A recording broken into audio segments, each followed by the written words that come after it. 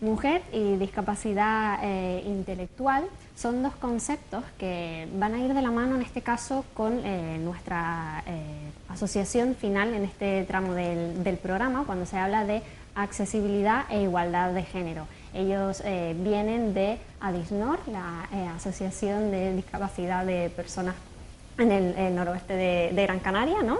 Y tenemos a Guadalupe Medina. Buenas tardes. Buenas tardes. Es coordinadora de la fundación, pero también es trabajadora social, ¿no? En este caso, en este proyecto. Y también te acompaña José Miguel Padreda. Buenas tardes. Hola, buenas tardes. Cuando se habla de ADISNOR, ¿qué representa? Pues digamos que ADISNOR quiere seguir representando lo que fue en su día, ¿no? Un movimiento social que reivindica la calidad de vida y bienestar social de las personas con discapacidad intelectual o trastorno del desarrollo en la comarca norte de la isla de Gran Canaria, ¿no? Abocado en su día a la falta de recursos, a la inexistencia de oportunidades en general para las personas con este tipo de discapacidad y bueno, pues la frustración de los padres de no saber por dónde encarrilar a jóvenes, ¿no? Una vez que el sistema educativo les desahucia, les aboca al hacinamiento o a recursos que a veces pues no dan las oportunidades necesarias para un joven de 21 años, que realmente cuando pueden salir del sistema educativo de una forma obligada, ¿no? Que todavía son muy jóvenes, es decir, que no es alguien que ya, pues, bueno, ya tiene su camino enfocado, sino que sigue teniendo muchas dudas y que necesita de ese apoyo todavía, en esa edad todavía temprana. Claro, además imaginemos que eso ocurre ahí no se funda hace unos 30 años o casi 30 años, lo que era esa situación hace 30 años, o sea, mucho peor que ahora, y son las familias las que se tienen que poner en el trabajo de dar una oportunidad de desarrollo a sus familiares, porque los pocos recursos que había no había recursos en la zona norte, estaban todos en la capital, y entonces, bueno, pues fue una manera de poner y de trabajar por facilitar y permitir el desarrollo completo de estas personas, ¿no? Su desarrollo como personas, su desarrollo y su inclusión en la sociedad. Hace 30 años, hay que imaginarse eso, ¿no? La lucha de esas familias. Dentro de ADISNOR existe este matiz, ¿no? Que es el noroeste de Gran Canaria. ¿Por qué ese núcleo? Es decir, entendemos que se tiene normalmente más presente a la capital y que entonces existía esa necesidad de decir, oye, pero es que aquí también hay un núcleo de población importante. ¿Por qué centrarnos en esa zona? La comarca norte, porque desde ahí sale el movimiento social en su día. Se ubica en el municipio de Santa María de Guía y desde luego que como no habían recursos en la zona norte, desde luego alejados todos de lo que es la capital, eso es siempre lo que ha asistido, el hándicap que ha asistido con los residentes del norte siempre, ¿no? En todos los ámbitos que se hable. Pues realmente fue así. A día de hoy ya llevamos un par de años siendo un recurso reconocido por la Mancomunidad del Norte como recurso de interés comarcal. No existe otra entidad que trabaje no solo en la atención directa en un centro de día, sino trabaje día a día en la sensibilización, en la denuncia diaria de oportunidades, de la segregación que existe con este colectivo de personas con discapacidad intelectual. Pues es ahí que están nuestros fines estatutarios y por tanto desde el 98 que se pudo gestionar la implicación de técnicos también a través de subvenciones, sobre todo por parte del Cabildo, que siempre nos han tendido una mano muy importante en el área de política social y el área de igualdad en este caso, que es el proyecto que nos atañe hoy, Gobierno de Canarias y en general pues también ayuntamientos locales y también fundaciones privadas, ¿no? Como la Caixa o en su día Bankia, pues realmente han hecho posible de que haya por lo menos recursos para meter personal técnico y personal técnico que ha ido trabajando en las necesidades que íbamos construyendo con las familias. Trabajamos en primera persona, queremos implicar siempre a la persona con discapacidad intelectual, que sea ella la que decida qué quiere también de su vida, preguntarle, ¿no? Estamos cansados de ver recursos que hacen muchísimas cosas que a veces nos parecen hasta absurdas, ¿no? Y yo pero ya no en discapacidad intelectual, también en otras áreas sociales. Y justamente a veces preguntamos si realmente es eso lo que necesitan, ¿no? Así, si nos paramos algunos segundos a reflexionar con ella, partiendo de la implicación, ¿no?, de la intervención centrada en la persona. Y que, como hemos visto, el tiempo pasa para todo y a lo mejor lo que en un momento era necesario, pues ahora tiene que ser revisado y no planteado de la misma forma, ¿no? Así es, ¿no? Las necesidades que hemos ido descubriendo, pues en su día fue el tener un centro donde los padres tuvieran a los jóvenes, pues digamos, haciendo actividades de entretenimiento, ocupacionales, para, bueno, pues estar hasta un horario determinado, y hoy en día desde luego que no, y gracias a Dios estos niños y estos jóvenes que están en el día a día están implicados como el resto de jóvenes en el acceso a las tecnologías, en el acceso a ocupar, y ya no es la discapacidad intelectual de hace años atrás, de jóvenes como nosotros tenemos también ya más mayorcitos, con 40 o 50 años, que están en otra sintonía y han vivido un mundo quizás de menos oportunidades. Y si enfocamos la discapacidad intelectual dentro de la igualdad de género, ¿qué perfil nos presenta? ¿Qué situación nos encontramos? La situación, te encuentras en una doble problemática, en una doble discriminación. Si ya hay bueno, pues un problema por el hecho de ser mujer, ya tienes una discriminación frente a la sociedad, frente al entorno más cercano también. El hecho de ser una mujer con discapacidad intelectual te sitúa en una doble discriminación. Y además, justamente, el problema es que esa discapacidad intelectual se utiliza como arma justamente para, digamos, evitar o ocultar el hecho de ser mujer, su desarrollo integral y completo como mujer. Entonces, nos parecía importante enfocar uno de los trabajos, uno de los enfoques, enfocarlo en la mujer con discapacidad, para intentar justamente empoderar a las mujeres con discapacidad intelectual como mujeres. Es la segunda vez en el programa de hoy que surge la palabra esta de empoderar. Entonces, en el fondo estamos viendo cómo estamos bien encaminados, donde esa necesidad estaba ahí, donde lo que se necesita es ese empoderamiento, y que todas las asociaciones, fundaciones y proyectos que se están creando en materia de igualdad y también enfocada a la accesibilidad tienen un objetivo común, entonces, que es ese empoderamiento. Claro, es que si tú, por ejemplo, hoy quieres conseguir que una mujer luche por sus derechos como mujer, lo primero que tiene que hacer es sentirse una mujer. Si el entorno, la sociedad, incluso la familia a veces, lo que hace es, de alguna manera, intentar que eso no llegue, infantilizar de alguna manera, a lo mejor no impedir su desarrollo, pero no promocionar su desarrollo como mujer, bueno, pues estamos poniendo un freno y nos encontramos con personas, pues eso, de 40 años que siguen de alguna manera sintiéndose, no niñas, pero como diciendo, a mí no me... toda persona tiene sus rituales, por ejemplo, de paso a la madurez, pues desde cómo te vistes hasta los sitios en los que vas, ya vas a otros sitios, te mueves de otra manera, vas más independiente, tienes otra serie de, pues tienes tus llaves, tienes tu dinero, por ejemplo. Si eso durante años no ocurre, esa ritualización no ha pasado, te falta algo, te falta... Realmente sí tengo 40 años, pero yo no siento que soy la misma persona que la mujer que tengo enfrente, o mi vecina, o mi amiga, ¿no? Y eso hay que, claro, lo que hay que hacer es justamente desarrollar eso. O sea, la discriminación no es solamente el acto de hacer un hecho discriminatorio. Discriminación es también no hacer algo para que las personas con discapacidad intelectual se desarrollen. Sí, ser consciente, digamos, de esa laguna. Discriminación por omisión, algo así parecido.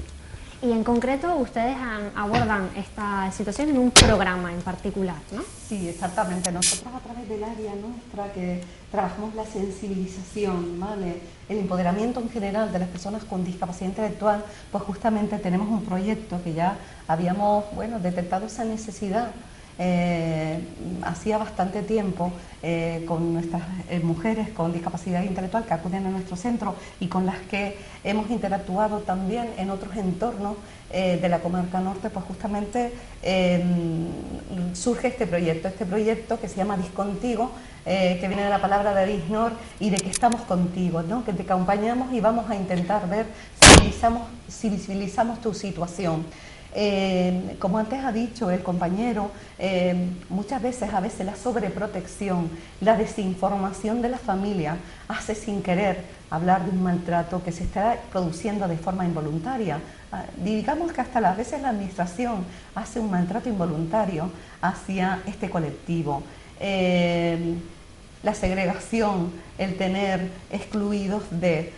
fíjate, es tan importante como cuando hablamos hoy en día, ¿no? Vemos los padres totalmente involucrados hablando con un niño y queremos que nuestro hijo hasta de 2 años pues ya sea maduro y ya, ¿no? Y estamos entablando una conversación. Pero si te das cuenta en tu entorno, cuando veas a una mujer con discapacidad o un hombre sin discapacidad, pero ahora lo que nos lleva a la mujer con discapacidad y lo que podría conllevar la infantilización de ellas, ¿no? O te dice, tengo un novio, y tú te ríes porque le estás tratando prácticamente como que eso es imposible.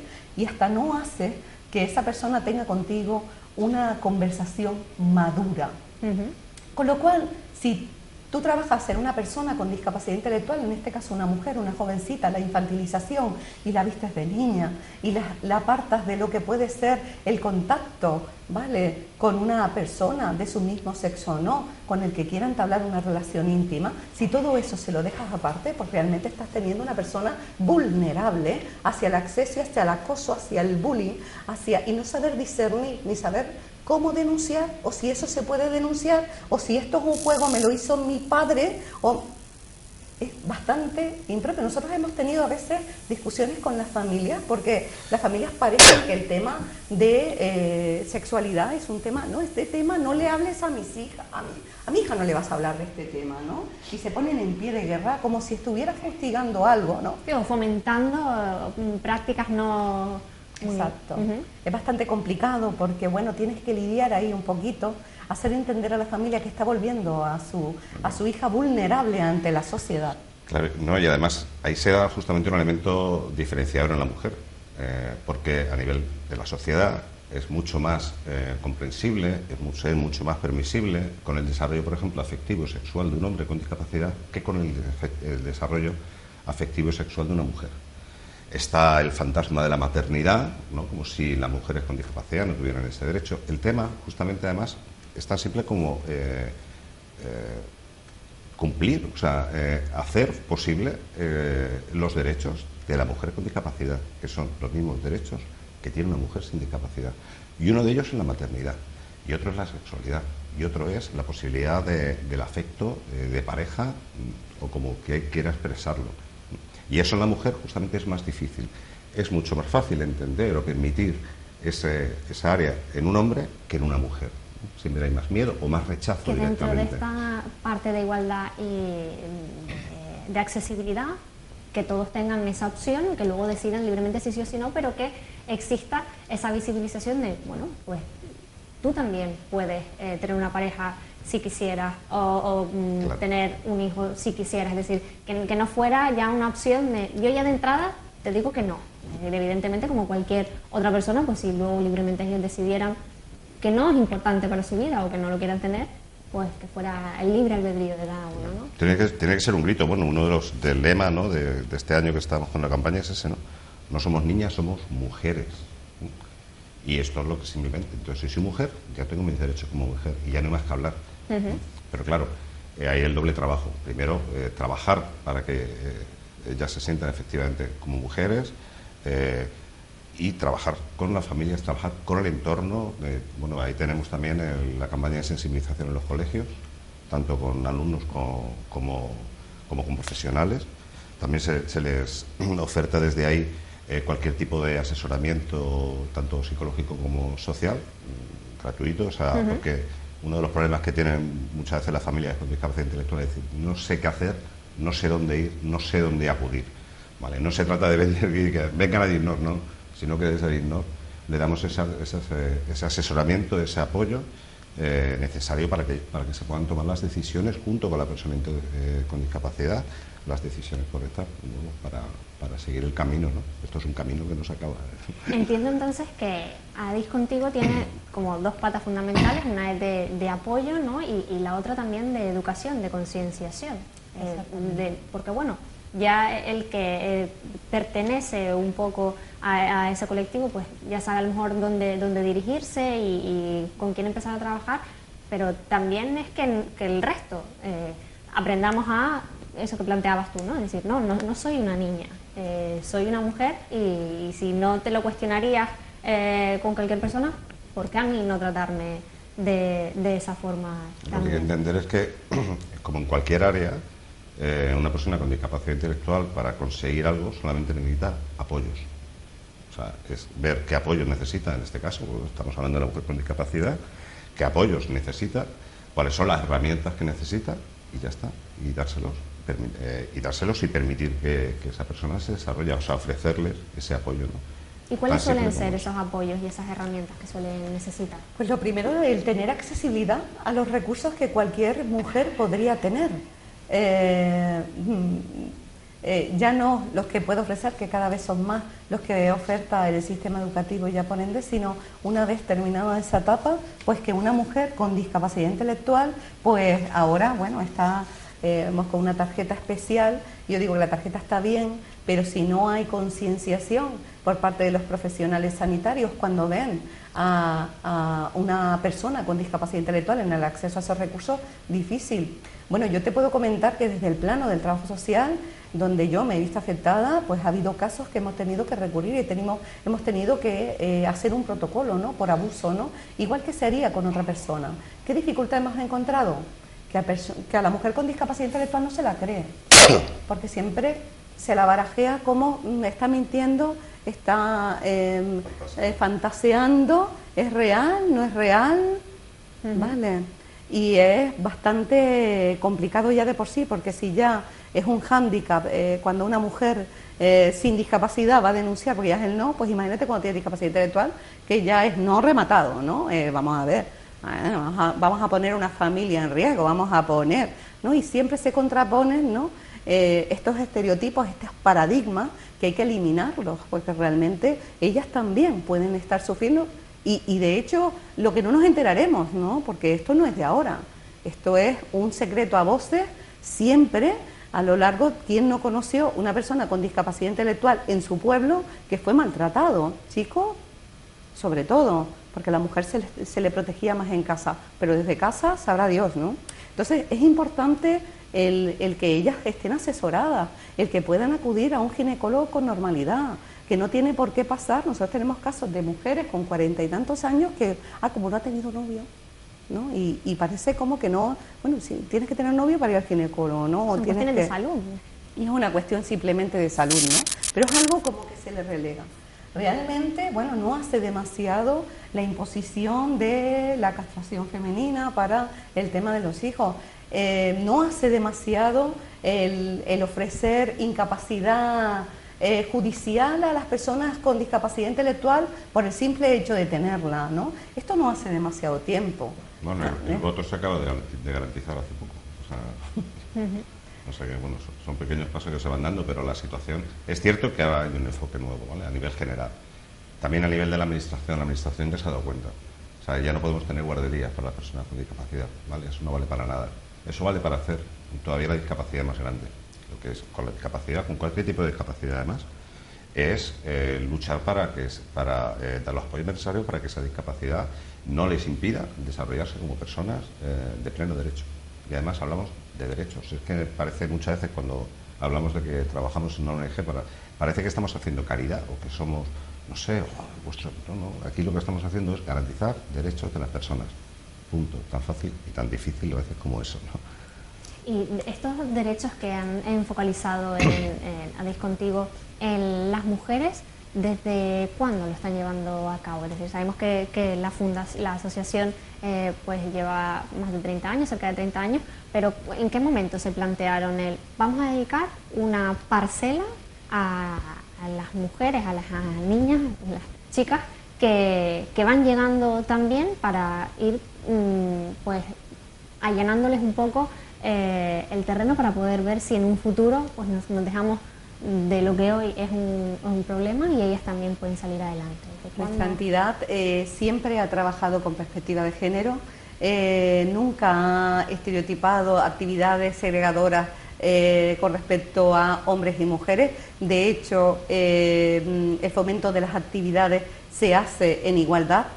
Actualmente tenemos incluidos, han habido más, pero mujeres con discapacidad intelectual en un taller de carpintería, y las ven trabajando, calando, lijando, como cualquier otro joven. Eso también ha sido trabajo para que el resto de jóvenes con discapacidad pues vean que las mujeres también acceden al mundo laboral en igualdad de condiciones. Una normalización. La normalización. No estamos las compañeras por un lado y los chicos por otro, sino todos. La normalización, que es de donde se tiene que trabajar, ¿no? El sentido común, que parece que no es tan común. Pero fíjate si es importante que, por ejemplo, en una mesa, ¿no?, de seguimiento de violencia de género, pues yo me echo manos a la cabeza cómo no hay un representante de mujeres con discapacidad, sobre todo discapacidad intelectual. Porque ¿quién defiende a esa mujer con discapacidad intelectual? ¿Quién es capaz de servir de voz? ¿Quién es capaz de llegar a...?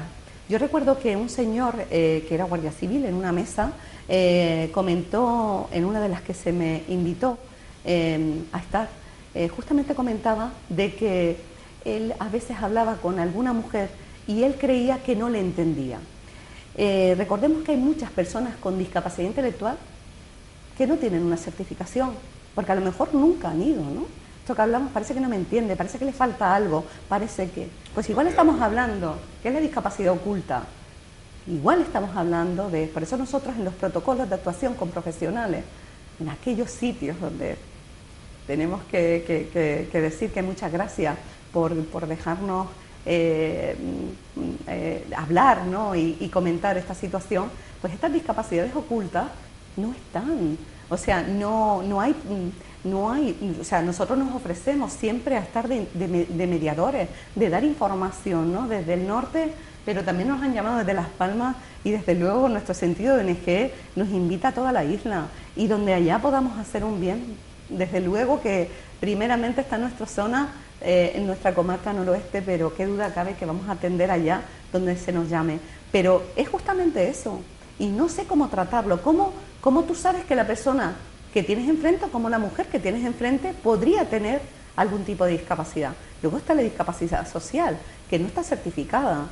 Cuánta gente que vive inaccesible a algunos recursos, vemos cómo tiene dificultades de acceso, ¿vale?, de oportunidades en general, ¿no?, de poder denunciar situaciones concretas, ¿no? Pues esto es otra discapacidad que también está ahí, ¿no? Por ejemplo, todo el mundo tiene muy claro que la accesibilidad de barreras arquitectónicas, en el caso de discapacidad física, todo el mundo lo tiene clarísimo lo que es y que además tienen que desaparecer.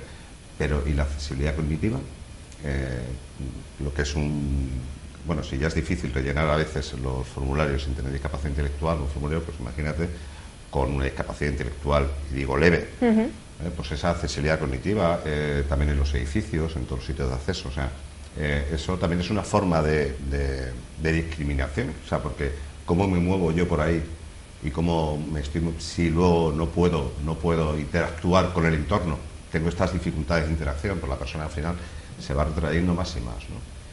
Si no se trabaja eso desde un punto de vista activo, desde la sociedad, desde el entorno y la administración, pues al final poco se puede hacer porque lo importante es salir del cascarón, ¿sabes? Salir ya de que la persona tiene que estar pues eso, en su entorno, en su centro de día, el ocio para nosotros, por ejemplo, es fundamental, el que se promocione un ocio inclusivo.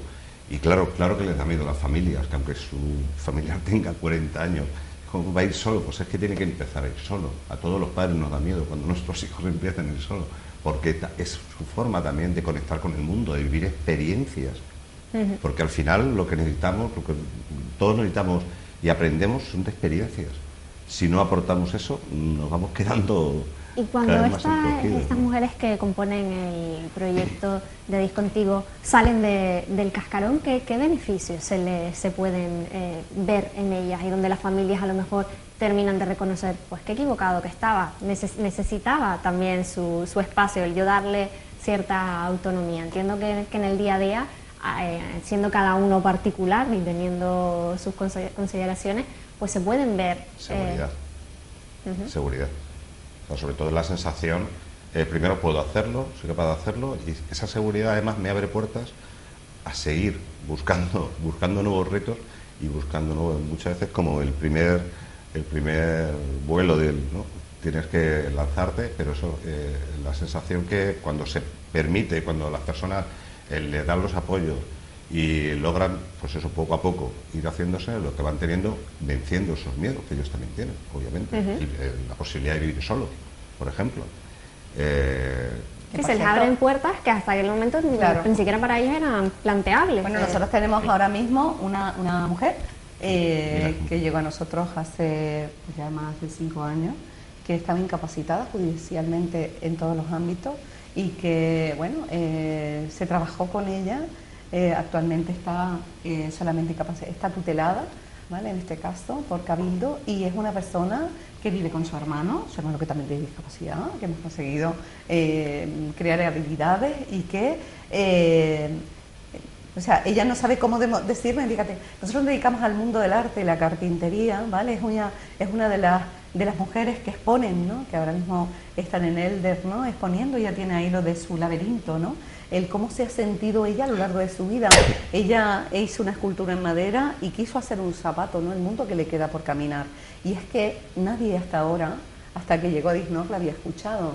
Hasta que llegó a Disnor, ella dijo, yo quiero comprarme la ropa que quiero, yo quiero salir donde quiero, yo quiero llegar a casa y hacerme mi propia comida. Y, o sea, la libertad es tan bonita que solamente cuando no la tienes es cuando tú dices, oye, y sobre todo además digo, es fácil a una persona con discapacidad intelectual, cuando tiene un nivel cognitivo muy muy bajito, pues ahí poco se da cuenta del mundo, ¿no?